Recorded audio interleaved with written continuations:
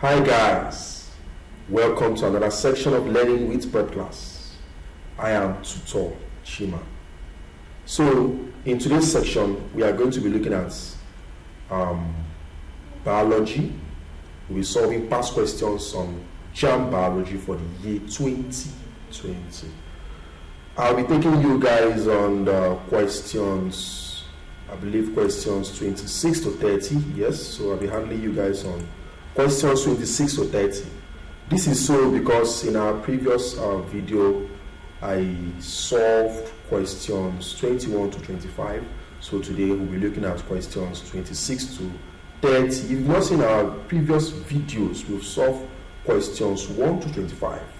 So today we'll just continue the section with 26 to 30. Before we proceed, students, do not forget to subscribe to our YouTube channel, like our videos. Look below there, you're going to see a notification bell. Try to click and activate the notification bell, switch it on. When you do so, you'll be the first to be notified whenever we have an educational content like this on our channel. Do not forget to share this video with your friends. Also, you can drop 1 or 2 comments on our comment section box of what you think about our videos. A comment can be a question, maybe in an area that is not well understood by you. Maybe you need me to throw more light. You can just drop 1 or 2 questions. It could be on this video, it could be on our previous videos. I'll always be available to answer your questions. So, without wasting your time, let us go straight to the business of today. 26. During childbirth, most female mammals lose much blood.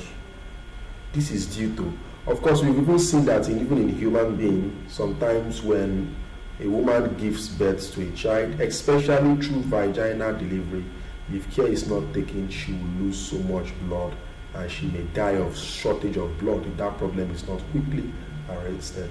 That's why in most cases demanded that a man should donate blood even prior to the woman's delivery, so that even if that blood is not used, they can easily get a blood from the blood bank simply because the man has donated blood before and use it for blood transfusion.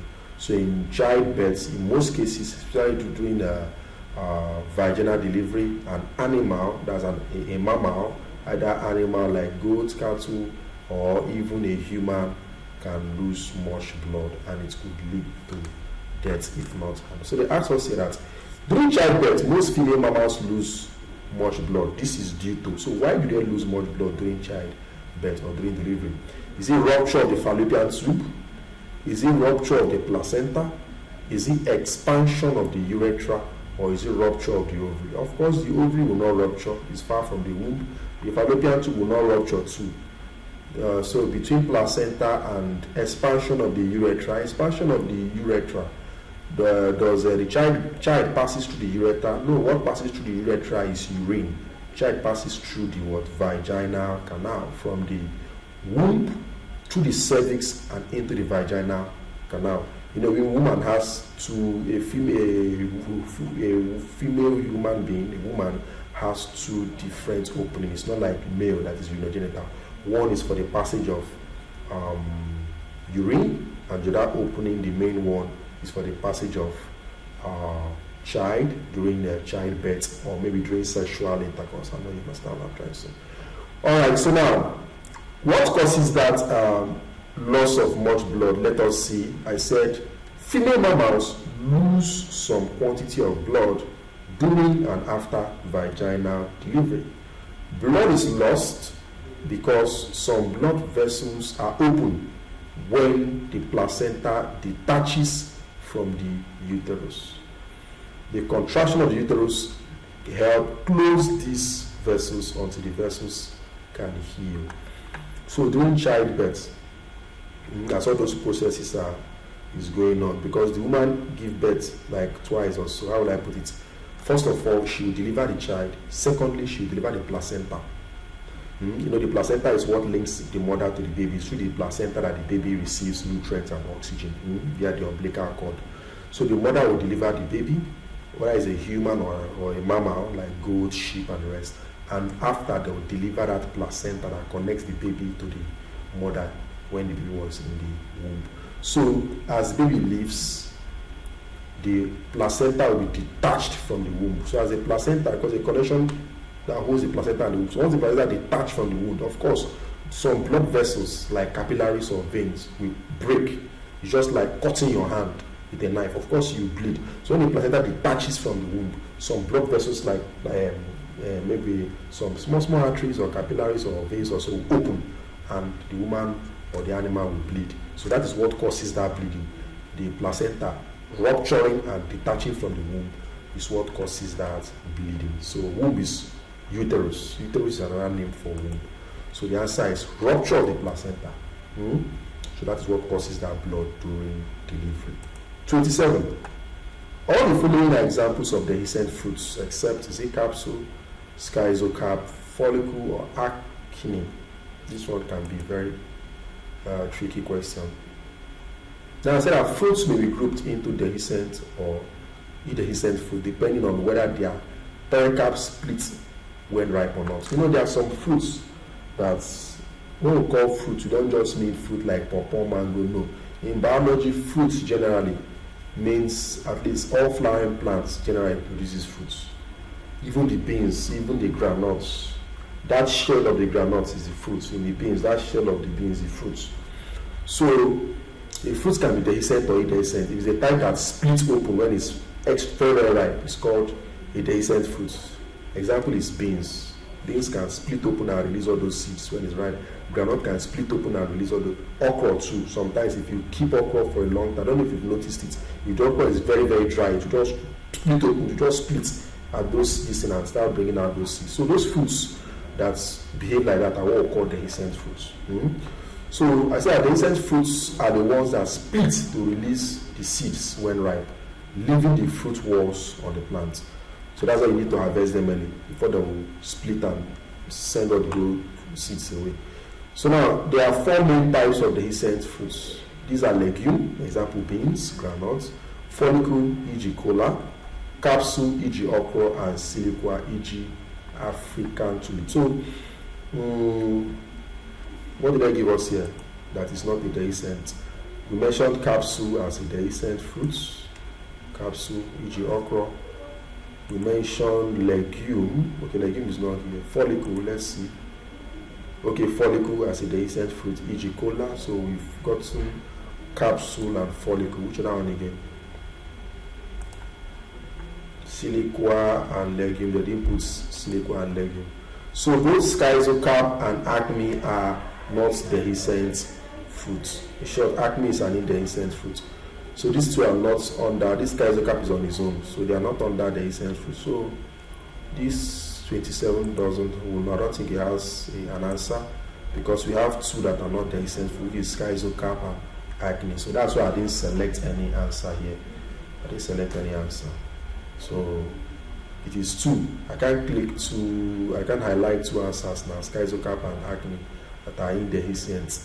You know, that are actually indehiscent, that are not dehiscent. So you need to have only one answer. So since it is two, that doesn't fall in that group of dehiscent, I decided to leave it that way. 28. One of the difference between a fruit and a seed is that a fruit is edible while a seed is not. No, there are some seeds that can be eaten, like beans. It is that seed of the beans can be eaten.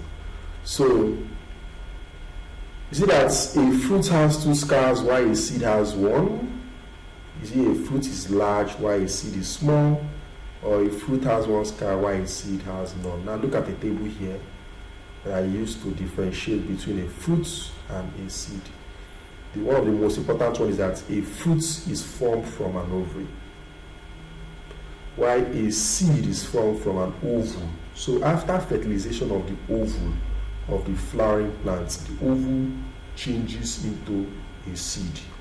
Then the ovary housing the ovule changes into a fruit. So a fruit is formed from an ovary, a seed is formed from an ovule. A fruit has two scars for attachment. A fruit has two scars for attachment. A seed has only one scar for attachment. A fruit consists of seeds or seeds. while the seed consists of the embryo, which is the living part of that seed. A fruit protects and encloses the seed, while the seed is found in the fruit. So these are the two differences between seed and fruit. So since they are if you look at all these ones, edible, they will not come there. It is scar, and so it is scar, whether which one has two scars and which one has one scar. A fruit has two scars for attachment, a seed has one scar for attachment. So our best answer is fruit has two scars while seed has one scar. So the best option is B. Fruit has two scars while seed has one scar. 29. A handful of soil weighed 300 grams initially. After heating it to 100 degrees Celsius, the new weight was 280 grams. Heating continued in order to get rid of humus content. The weight after this stage, that's after humus has been released, was found to be 230 grams. What is the percentage humus content of the soil? Is it 35.8? Is it 76.7? Is it 6.7? Is it 16.7?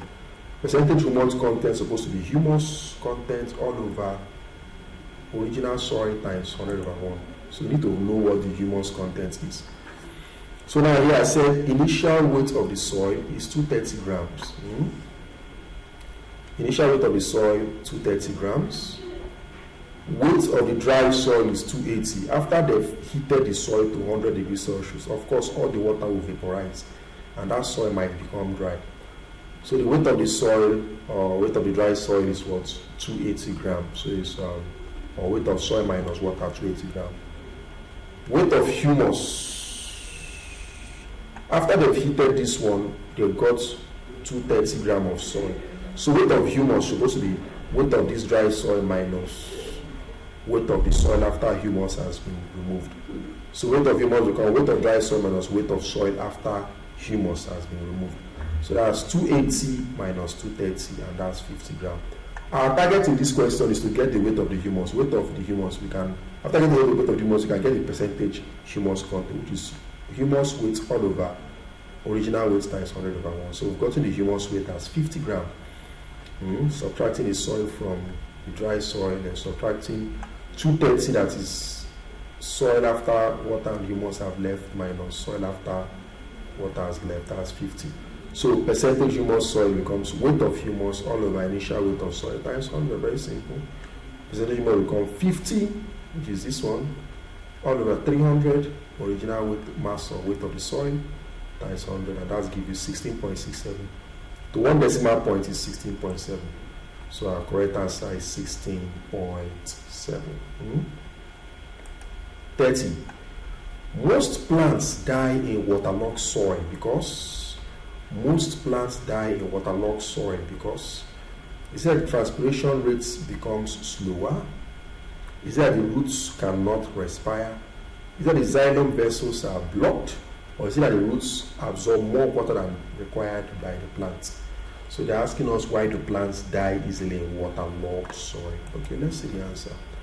Plants die under waterlogged condition because soil gets fully saturated with water, which leads to a deficient oxygen supply to the roots and prevents carbon dioxide to diffuse away.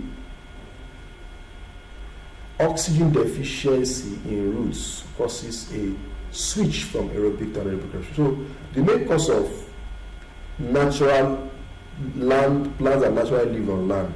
So the reason why they could die when the soil becomes waterlogged is just suffocation. That's the answer. That is, they are not getting enough oxygen supply.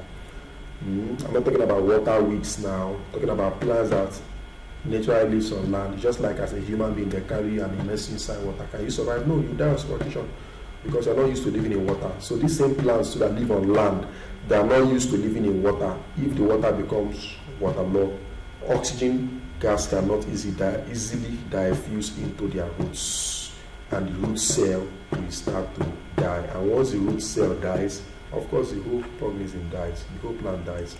So the answer is that the roots cannot respire. They cannot carry out respiration, they cannot take in oxygen. Alright students, we've come to the end of today's section of learning with Prepclass, where we looked at past questions on WAEC Jamb for the year 2020. We solved questions 26 to 30. Looking here, you are going to see a link. So you copy and paste this link on your dashboard. It will take you straight to our WhatsApp group. Now, when you join our WhatsApp group, you'll be getting infos and updates on the latest video or content we have on our channel. Okay, until I meet with you again, I still remain Tutor Chima.